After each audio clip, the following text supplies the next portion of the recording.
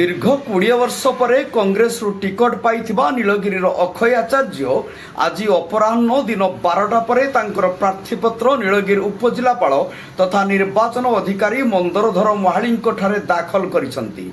बाणपुर स्थित माँ राबाणी मंदिर रे पूजा अर्चना करिबा परे एक विशाल रैली रे आसी प्रार्थीपत्र दाखल करथिले। उक्त रैली रे 2000 रु 5000 समर्थक रैली रे शामिल होइतिले। दीर्घ वर्ष पर आचार्य टिकट पाइथिबारु कांग्रेस कर्मी महल रे बेस उत्साह उद्दीपना परिलक्षित होइछि। प्रार्थीपत्र दाखल समय अन्यमानक मध्य अमरेंद्र दास महापात्र, प्रफुल्ल राउल, जयंत दास और आशीष पट्टनायक प्रमुख उपस्थित थिले। नीलगिरी मनोज महांती रिपोर्ट, जनता एक्सप्रेस।